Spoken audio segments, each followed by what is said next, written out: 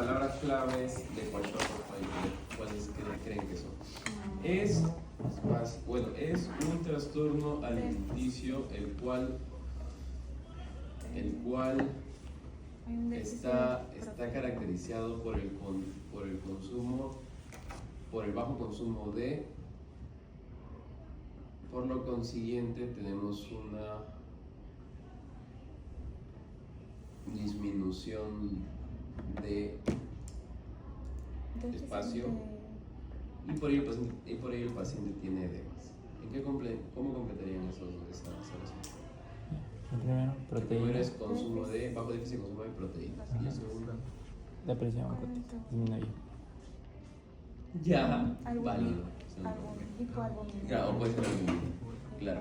Pero, claro, si yo utilizo de proteínas en la primera, mucho más probable que haya esa disminución de presión proteica. Pero sí, claro, si ponen albúmina, yo considero que lo deberían considerar, porque hasta gramaticalmente está dentro del parámetro. Disminución de presión oncótica o albúmina, ¿no? Ya. Entonces, ahora caso clínico. ¿Sí? Paciente de 5 años, el cual tiene una ingesta calórica de 1.100 calorías por día, basado en frutas. Refiere a la madre que ha comenzado a ver edema en miembros inferiores y en su cara. Un diagnóstico creo que es evidente, ¿no? ¿Cuál es? Kwashiorkor. Sí, básicamente. Y si imaginemos que no le digo edemas, pero digo proteólisis, disminución de la grasa corporal y cansancio.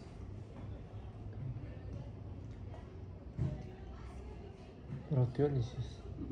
Es otro diagnóstico. Marasmo. Marasmo. Marasmo. ¿Sí? Marasmo. Si les colocan que el paciente puede tener algún tipo, por ejemplo, no les ponen edema, pero les ponen cabello claro. ¿Signo de ¿Mm? Signo de la bandera? bandera, cabello claro, quebradizo, también puede ser kwashiorkor. ¿Sí? Kwashiorkor. Si hay dermatitis, también kwashiorkor. Sí, también kwashiorkor.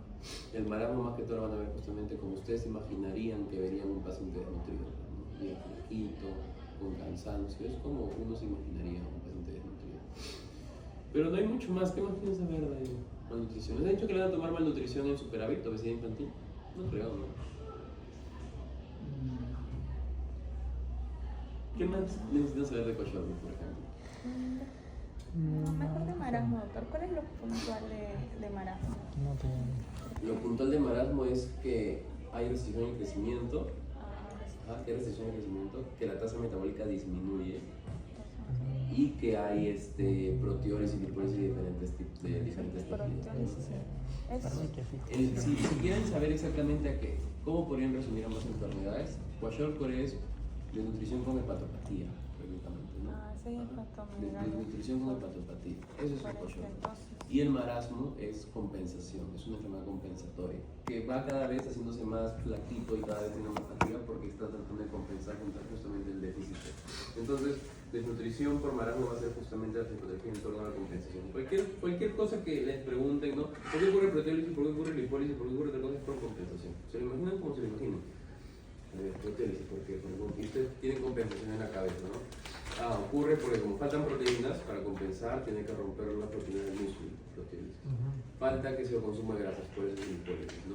Hay fatiga porque consume hierro, tratando de compensar con lo poco que hierro que tiene la ferritina, seguro que no alcanza, y cansancio. Pues de la anemia. ¿Qué enfermedad, qué tipo de anemia puede hacer los kwashiorkor? Marasmo en un inicio con déficit de hierro. Kwashiorkor. Ferropénica en un inicio y puede llegar a ser por la enfermedad crónica, por la hepatopatía. ¿Sí? Porque tiene estatosis hepática. Entonces, si le ponen estatosis hepática y es niño, ya no van a buscar alcohólica o grasa, sino buscan diferente de kwashiorkor. ¿Alguien más que quiera hacer de marasmo kwashiorkor? La verdad es que en realidad es muy corto, solo porque es largo en los casos, porque en los casos hay cosas por abordar. Pero en torno a lo competitivo o académico, pues algo de más es cortísimo. No hay cosas muy de reconocimiento muy extensas. ¿De qué más creen que va a venir difícil? Enfermedades respiratorias. Ya, eso fijo viene bastante. Sí. Yo creo que eso fijo va a venir varias.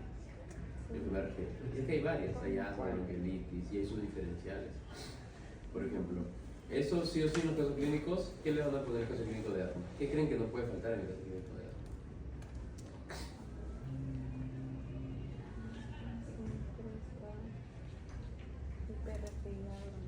No. Eso ustedes seguramente le van a pedir que ustedes lo escriban como fisiopatos y que lo pongan. Ah, en el caso clínico. Broncoconstricción. ¿Cómo tú en el caso clínico puedes ver broncoconstricción? Dificultad para Porque a veces algunos casos clínicos de asma vienen con un paciente que tose nomás durante la noche, pero no tiene así como que falta de respiración. ¿Pero qué sí no puede faltar? Sibilancias. ¿Sí? Si ustedes encuentran sibilancias en un niño mayor de 2 años, en el caso clínico es asma. Ese caso clínico le juegan como asma. No, pero yo también sé que la neumonía típica también genera sibilancias, pero no es neumonía típica, porque no les han enseñado neumonía típica. Es un diferencial, pero nunca le van a pedir que hagan la fisiopatología de una enfermedad que no han hecho. No, es un diferencial, sí, es cierto. La bronquiolitis, ¿qué tiene que haber para que ustedes le puedan dar bronquiolitis? Virus, aspirina. Puede ser que no le pongan el nombre del virus, Fiebre. no necesariamente. Pero, o sea, puede ser que sí, pero ¿qué es lo que sí o sí no va a faltar en el caso clínico? Todo lo que me dicen lo más probable es que lo pongan, pero si no lo ponen, no descarto el diagnóstico. ¿Perdón? Crepitante. ¿Epicante? No, ¿Crepitante? No. ¿Cuál era otro? Sibilantes también, ¿sí? Civil. ¿Y cómo lo diferencio? Por la edad. ¿Sí? La edad en asma le van a poner mayor de 5 años. Y en mayor de 5 años en asma. Y en bronquiolitis seguro le van a poner menor de 2 años. ¿Por qué no lo van a poner entre 2 y 5 años? Para evitar precisamente preguntas en medio del examen, ¿no? Pero si tiene más de 5 años, ¿cómo lo considero? ¿No? Para evitar eso siempre ponen bronquiolitis por debajo de 2 años, para que quede seguro de que hay bronquiolitis, y asma por encima de 5, para que estén seguros de que es asma, ¿no? Para que no haya esa variante en torno a justamente el antecedente y demás. Ya. ¿Qué más van a encontrar en torno al asma?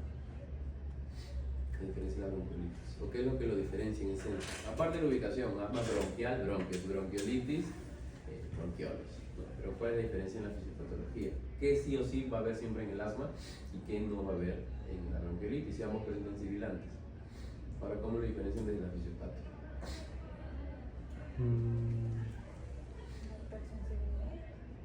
Muy bien. ¿En cuál? Entonces, ¿cuál es el síntoma que va a ser hoy día predisponente? ¿Cómo? Vasoconstricción. Broncoconstricción. Broncoconstricción. Ya. Y eso no va a haber en la bronquiolitis. No, porque hay inflamación. Toda inflamación. No es inflamación, no es broncoconstricción.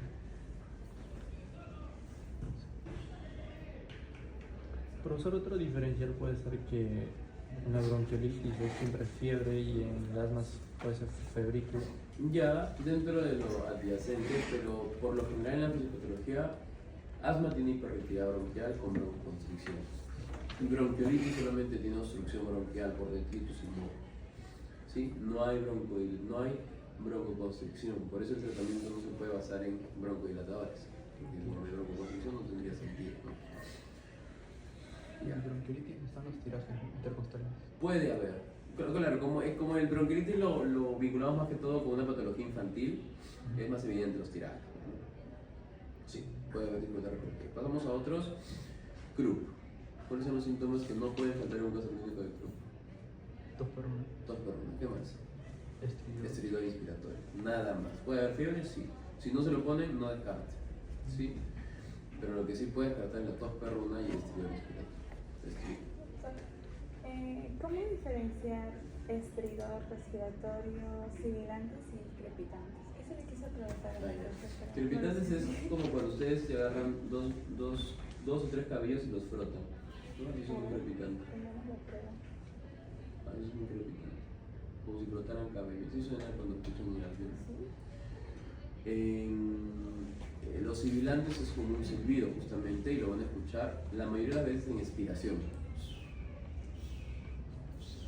Y tiene que ser auscultado, sí o sí auscultado. Y el estridor, por lo general no se ausculta, por lo general se escucha de manera espontánea, porque es justamente laringio nomás, que es vías respiratorias altas, y por lo general ocurre en inspiración. Y ocurre después de toser unas 5 veces, y es como que tienen tos, la tos perruna, tosen, y cuando el momento que respiren después de toser tanto, escuchan bien el estridor, por la estrechez de la voz. Para volver a captar aire y ahí escuchan el estridor, ¿no? Es como un pitido, pero en ingreso de aire, ¿no? Así es como se diferencia. Durante la inspiración, ¿no? Inspiración. ¿Qué es lo que debemos evitar en el CRUP? Porque el CRUP es viral también, no es antibiótico ni nada. Entonces, ¿qué tenemos que evitar?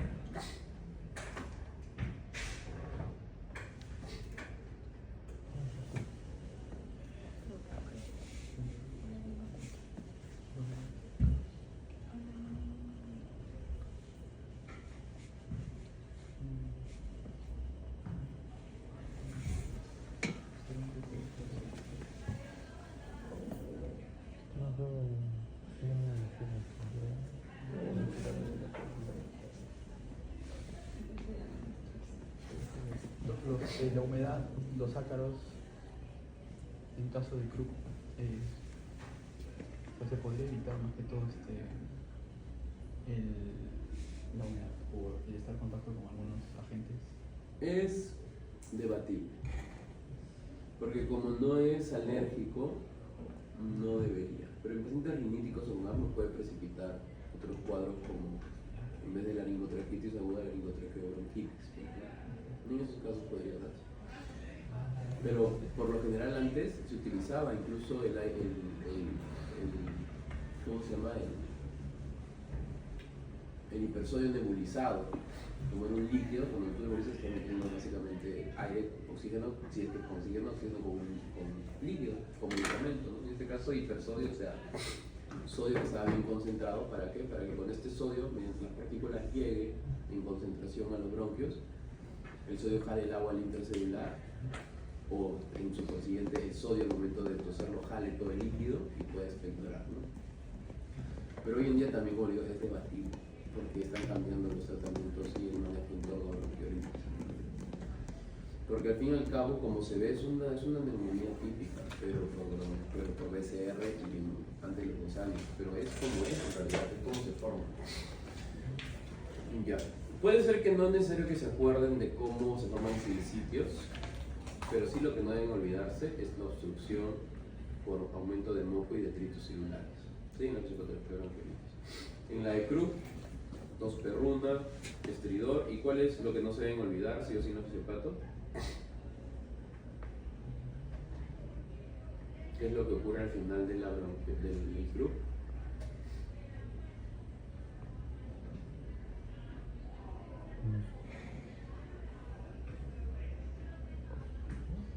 ¿Qué ocurre en la zona donde se infecta por el parainfluenza tipo 1? Se inflama, se obstruye. ¿Sí qué? Disminuye el calibre de las vías aéreas. Ya, ¿por qué motivo? ¿Por qué motivo? Tienen que decirme eso para que su fisiopato le ponga un punto. Por inflamación. Por inflamación. Sí, la inflamación que genera dentro de los síntomas, genera 4 cosas la inflamación, pero lo que nos importa es el edema, porque eso es lo que lo va a matar. Edema subglótico, ¿sí? Su fisiopato debe terminar en edema subglótico, y por consiguiente hay edema subglótico, y eso explica el estridor y la tos perruna. Y así termina su fisioterapia, edema subglótico. Son colocar las palabras claras, ¿sí? Claro, porque de nada sirve que escriban un párrafo para que pongan cero, que se preguntan. Un párrafo, que me hacen enojar con los párrafos. Un montón leo. Todo. Ya. Se molesta ya. Sí, ya no quieren leer más. ¿Qué otro tema necesitan?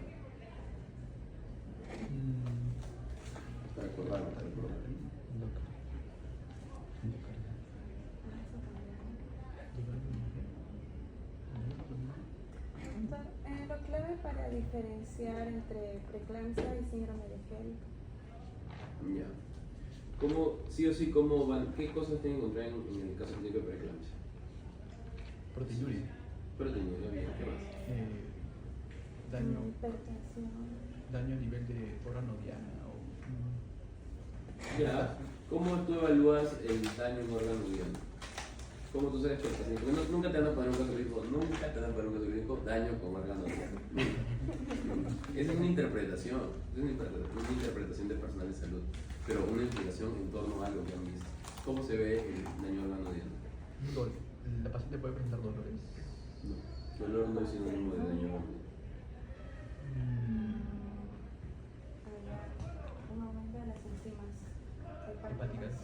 Ya. Enzimas hepáticas. Puede uno verse como relación enzimas hepáticas. Muy bien, ¿sí? Pueden ponerle eso. Pueden poner también Creatinina. creatinina elevada. creatinina elevada. Trastornos del sensor, ¿no? Si viene así con demencia del sueño, con pérdida de conocimiento, esto es signos de Por la daño. creatinina elevada, ¿por qué sería? ¿Por la proteinuria? No, al contrario, o sea, en realidad el daño renal es una insuficiencia renal aguda, ¿no? Por azoemia, básicamente. Entonces hay menos perfusión, vamos a ver filtrar menos, y insuficiencia renal aguda. Pero la proteinuria, bueno, también va a ser parte del daño órgano diana, pues en el riñón, ¿sí? Pero la creatinina también se va a elevar. ¿Qué más?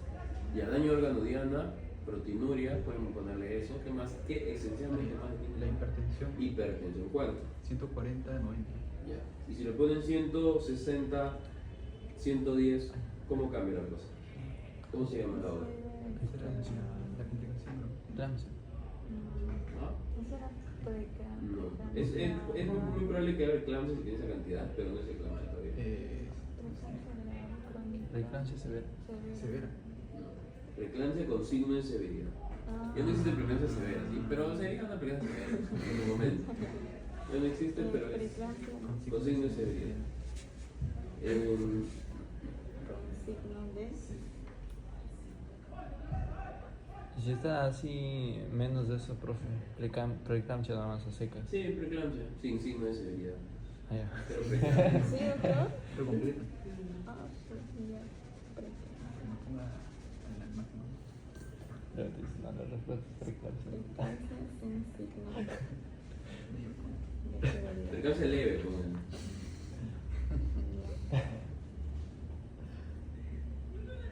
Para reclamar. Hasta esto, no. Doctor, en preeclampsia, ¿qué es lo que más colocan? ¿Dolor en epigastrio o el No. hipocondrio derecho? Pueden colocarte dolor en epigastrio, pero en el punto que te ponen dolor en epigastrio, apenas ustedes se encuentran dolor en epigastrio, ustedes van a buscar automáticamente los signos de Hell. ¿Cuáles son? Para preeclampsia puede aparecer cualquier síntoma, pero ustedes asegúrense de que tenga presión alta, proteinuria y o daño órgano diana. Después, si tiene uno de esos signos y síntomas es dolor abdominal, van a buscar la triada del síndrome de Hell. Si no la tiene, se quedan en preeclampsia. Si la tiene, pasan a Hell. Así como van a diferenciar. ¿Sí? La triada del síndrome de Hell. Claro, o sea, el caso clínico de preeclampsia sí o sí siempre va a venir con la presión alta, proteinuria o daño órgano diana. Si después, porque es un párrafo seguro del caso clínico, si ahí más van a acompañar otros signos y síntomas, seguramente, que es cotomas, que se siente malestar, sí, un montón de cosas. Pero si uno de ellos es dolor abdominal agudo, en hipogastrio, no en hipocondrio, pero dolor abdominal, lo siguiente que van a hacer es no poner preeclampsia todavía, van a buscar la triada del síndrome de Hell. Sí, ahorita me la dicen. Pero si no la encuentran, se quedan en preeclampsia. A pesar de que tenga dolor abdominal, se quedan en preeclampsia y ya nomás con signos de severidad. ¿Cuáles son las triadas de Hell? Enzimas pancreáticas elevadas. Pancreáticas, Perdón, hepáticas. Hepáticas. ya. Signos hepáticos de baja más. Trombocitopenia. Y hemólisis. Ya, muy bien. Entonces, si tienen una de esas, se quedan en gel y desarrollan como gel. ¿Cómo es la fisiopatología del gel?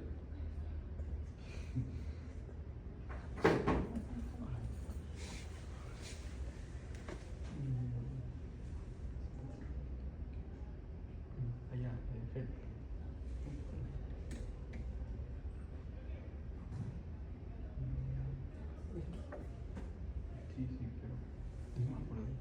por la invasión. Por la Ustedes malaria. explican cada síntoma en su prueba de gel, si le ponen gel, cada síntoma y están haciendo la Tengo fisiología. entendido que va a haber por ejemplo, una obstrucción a nivel de los vasos a nivel hepático. Esto va a hacer de que los eritrocitos se hagan más deformes Ajá. y genere un tipo de anemia también. Ya. Muy bien. Hemólisis, ¿no? Hemólisis. ¿Cómo resumirías todo lo que has dicho en una palabra? Las palabras claves, como te digo. Mm,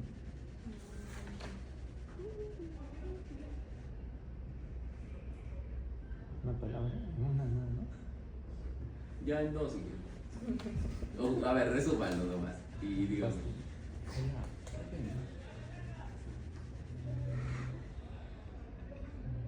¿Cómo se llama justamente? Anemia.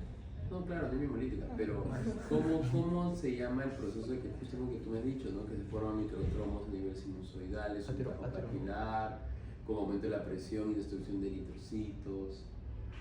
¿Cómo se llama eso? Tiene un nombre. Todo eso tiene un nombre nomás. Así como, por ejemplo, cuando tú dices edema, eritema, pérdida de función y todo se resume en inflamación, igualito. Todo eso que me he dicho tiene un nombre.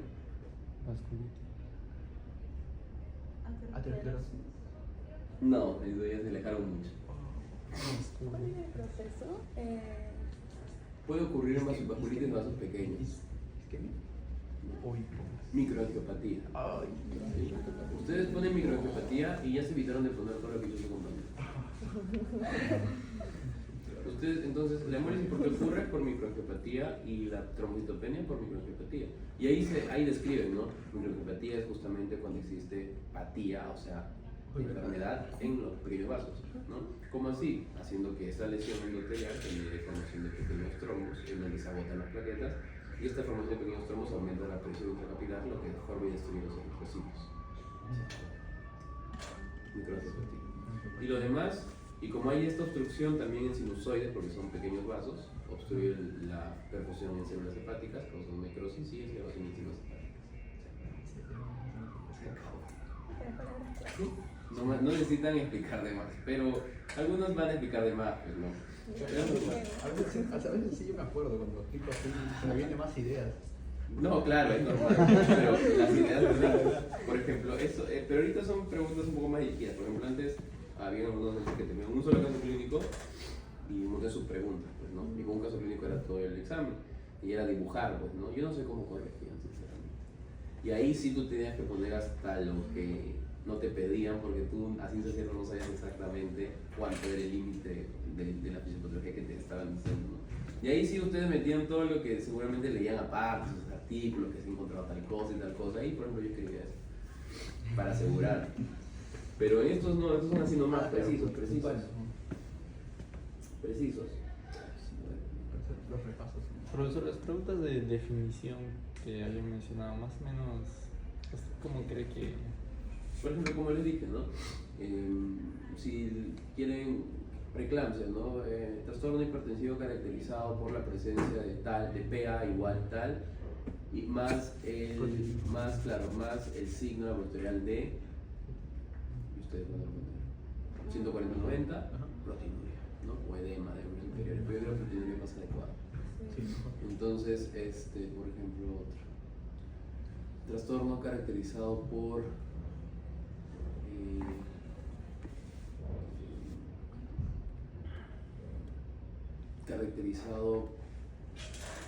es que tiene que ser más fisiopatológico, caracterizado por rigidez y dolor muscular, rigidez y dolor articular matutino, debido a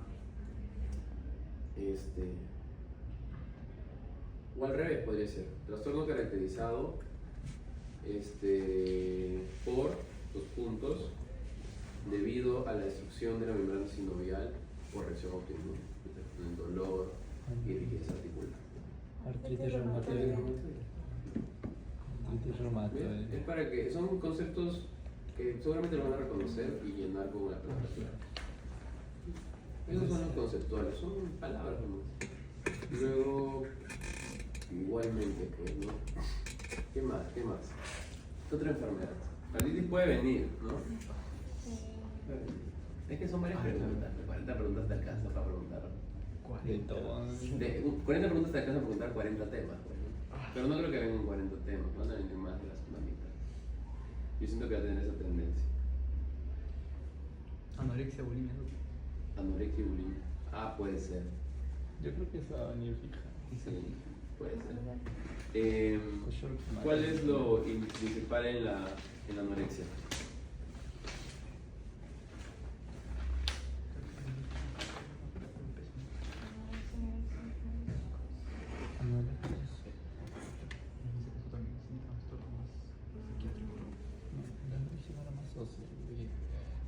Asocian la belleza con verse delgados y pues. La bulimia era realizada más que todo por los atracones, pero anorexia era por la restricción de la dieta de todo. Ya, ¿cuál? ¿Anorexia? Ajá. Ya, debido a que. Tres cosas me tienen que decir. Dos, principio.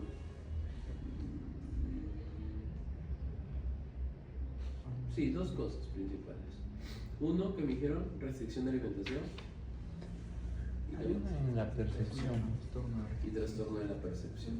¿Sí? El trastorno de la percepción es casi exclusivo de la anorexia, ¿sí? Y en la bulimia, ¿cuáles son las palabras clave? Atracones. Atracones. ¿Qué es un atracón? Vómitos autoinfligidos.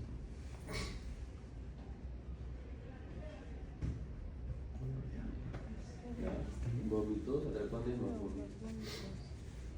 Y entre el atracón y el vómito, ¿qué hay?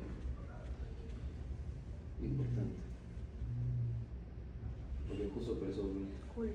culpa, sensación de culpa. ¿Sí? Eso es lo psiquiátrico, básicamente. La sensación de culpa por el atracón, porque debe comer, porque no estamos comiendo bien. Entonces, la sensación de culpa. Pero ¿cuál es el punto clave aquí? La fisiopatología es muy diferente una de otra. La anorexia es una patología muy psiquiátrica, muy arraigada al pensamiento, muy arraigada a la depresión, a la ansiedad que puede tener antes de una persona. La persona casi no tiene percepción de la realidad, porque su realidad es verse al espejo y pensar que tiene un peso por encima de que realmente tiene.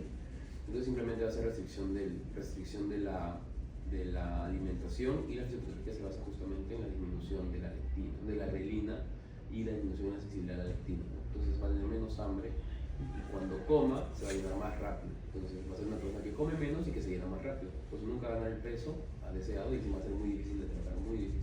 En mi internado hubo una niña con anorexia, una niña. Todos los días, el problema era como que como todos los días rotaban al interno de nutrición, todos los días le tenían que explicar al nuevo interno la dieta que llevaba la niña y demás. Y era un problema más que todo logístico, ¿no? Pero sí, pues es así.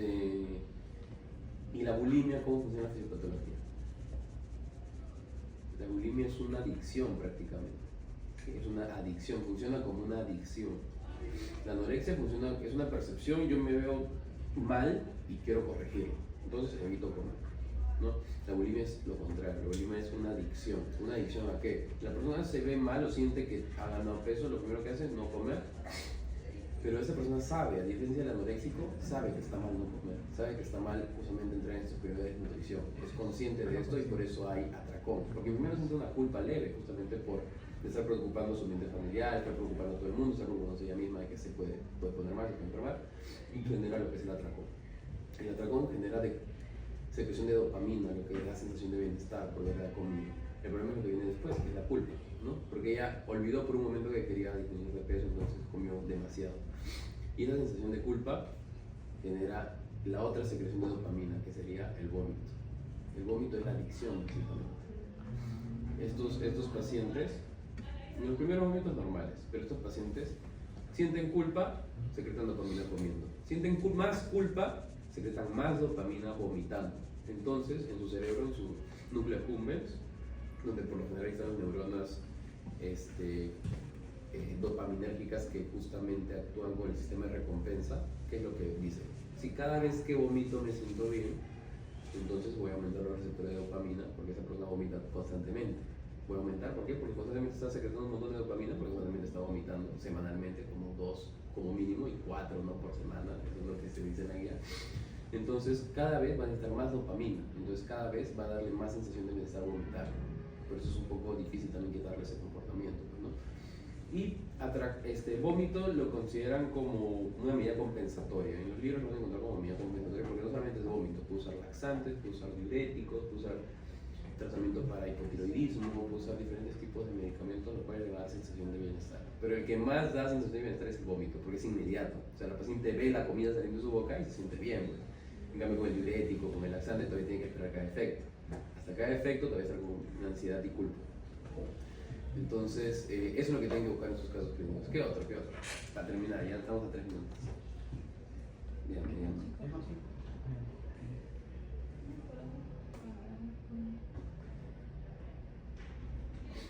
Doc, en caso de la anorexia, en caso de la bulimia, el peso corporal, la persona puede estar normal, o sea, se puede ver normal, Sí. peso, o hasta algunos dicen que puede estar de sobrepeso también. No tanto, pero sí tienen tendencia a tener un IMC más adecuado, ¿no? Eso sí es verdad. Igual en el Kwashiorkor, en torno al marasmo Kwashiorkor. Doctor, en Kwashiorkor y marasmo, ¿quién está más delgadito? El marasmo. Por lo general los de Kwashiorkor no mueren de Kwashiorkor, pero los de marasmo sí pueden morir de marasmo. El Kwashiorkor es más como un factor de riesgo.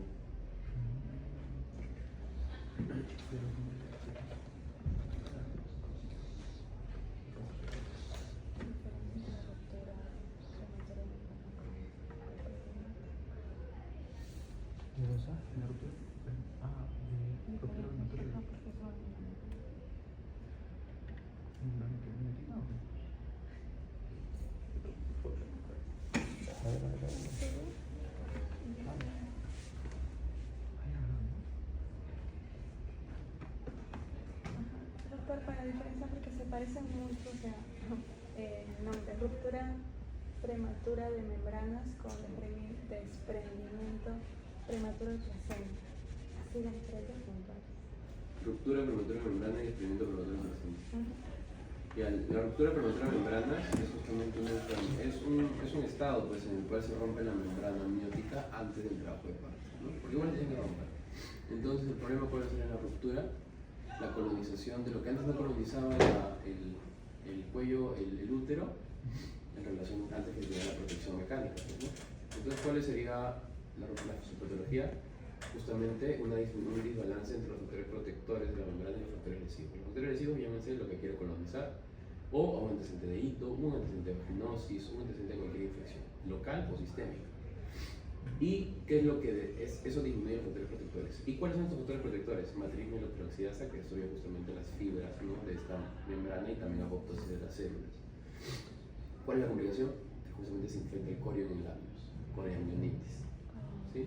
Factores para RPM, ITU, procesos oncoideos, cualquier proceso inflamatorio sistémico, antecedente de obesidad, todos esos son preocupantes para RPM. Es lo único que puede causar, ¿sí? Coriamnionitis y sepsis neonatal o posterior sepsis materna. Y lo siguiente es desprendimiento prematuro de placenta. Este de acá no es ruptura en ninguna membrana, acá es de desprende la placenta, ¿sí? Por factores de dos tipos, ¿no? Ponen un sticker acá, lo pegan, lo secan y yo les digo, despeguenlo. Y lo primero que vamos a hacer ustedes es de un lado tratar de separarlo para jalarlo, ¿no? Eso es mecánico, entonces lo más probable es que sea traumático, ¿no? Por un golpe, por del bebé, por un golpe traumático, sacarlo con la misma presión. Y lo otro es, pero yo les digo, no, pero quiero que salga entero, sin ninguna muestra de que ha sido forzado. Entonces lo único que les queda es básicamente calentarlo, ¿no? ¿Para qué? Para que se le acabe el pegamento y se despegue solito. Entonces esa es la otra etiología, ¿no? El sobredistensión, que se llama macrosomía, además todo lo que tenemos de desprendimiento que no sea traumático es porque, entre comillas, se le acabó el pegamento. ¿A qué me refiero? A que la placenta envejece más rápido. Envejece más rápido. No, porque constantemente, por ejemplo, en el caso de preeclampsia, constantemente estos microlesiones vasculares por aumento de la presión y la resistencia van a estar dañando esas arterias. Entonces es más crónico, cosa que llegado al tercer trimestre ya va a haber un grado de desprendimiento visible y puede generar este desprendimiento prematuro de placenta. A diferencia del traumático, que como es súbito, inicia de otra manera y puede ser más severo, ¿no? Entonces es un lado la placenta y el otro es la membrana. ¿Qué más?